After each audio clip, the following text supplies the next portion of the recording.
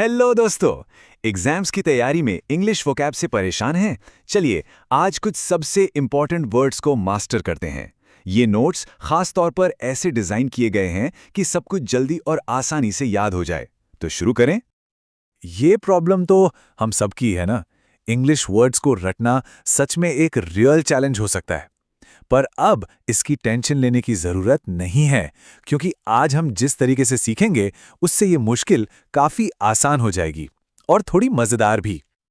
Okay, तो इस challenge को आसान बनाने के लिए चलो इसे आसान हिस्सों में तोड़ते हैं। सबसे पहले हम फोकस करेंगे एक्शन वर्ड्स पर।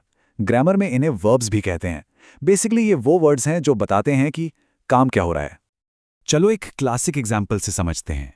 टेंस। स्पीक का मतलब है बोलना, जो अभी हो रहा है, यानी प्रेजेंट में। और अगर बात हो चुकी है पास्ट में, तो हम उसे यूज करेंगे स्पोक, यानी बोला।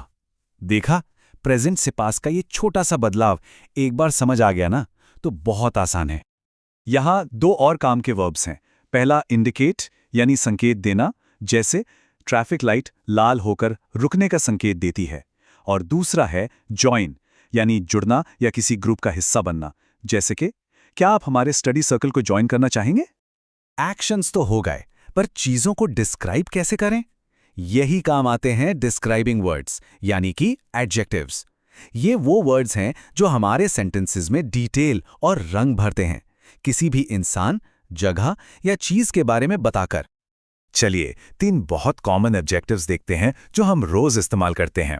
बेस्ट यानी सबसे अच्छा, सिंपल जब कोई चीज समझने में एकदम आसान हो, और ट्रू ये तो बहुत जरूरी है, जो सच है, जो सही है। आगे बढ़ते हैं। क्लीन यानी साफ, लेस यानी कम और अर्ली यानी जल्दी।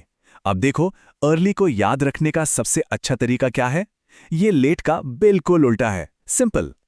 अब आती है हमारी आखिरी category, common nouns and ideas. ये वो वर्ड्स हैं जो एग्जाम्स में बार बार आते हैं, तो इन पर थोड़ा खास ध्यान देना है। ये देखिए, ये तो हमारे रोज के वर्ड्स हैं। किसी कपड़े का साइज, गिटार का कॉर्ड, खाने के लिए ब्रेड और पौधों का सीड। बहुत यूजफुल वर्ड्स हैं जो शायद पहले से ही पता होंगे। अब इस वर्ड पर पूरा फोकस, इफेक्ट। एग्जाम के लिए ये बहुत बहुत इंपॉर्टेंट है। इसका मतलब है किसी चीज का प्रभाव या नतीजा, किसी एक्शन का असर। इसको समझना बहुत जरूरी है। ऑलराइट, अब टाइम है एक छोटे से रिवीजन टेस्ट का। टेंशन नहीं लेनी, ये कोई एग्जाम नहीं है, बस एक मजेदार तरीका है चेक करने का कि हमें कितना याद हुआ। तैयार? ओके, स्क्रीन पर एक मैच द फॉलोइंग टेबल है। आराम से एक मोमेंट लीजिए, चाहे तो पॉज कर लीजिए और हर वर्ड के लिए सही मीनिंग ढूंढने की कोशिश कीजिए। और ये रहे आंसर्स। स्पोक का मतलब बोला, इंडिकेट मतलब संकेत देना, क्लीन मतलब साफ और इफेक्ट मतलब प्रभाव। अगर सारे सही हुए तो बहुत बढ़िया, वेल डन। बहुत बढ़िया। अब आखिरी हिस्से में मैं कुछ टॉपर स्टडी टिप्स शेयर करूंगा, जिससे ये सारी वोकैबुलरी दिमाग में हमेशा के लिए लॉक हो जाए।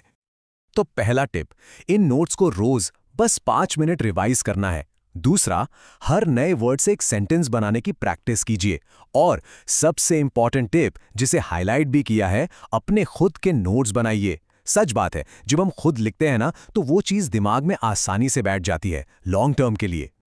तो ये थे आज के कुछ जरूरी वर्ड्स और स्टडी टिप्स। उम्मीद है ये सबके काम आएंगे। अब कमेंट्स में जरूर बताइए कि अगला कौन सा टॉपिक रिवाइज करना है।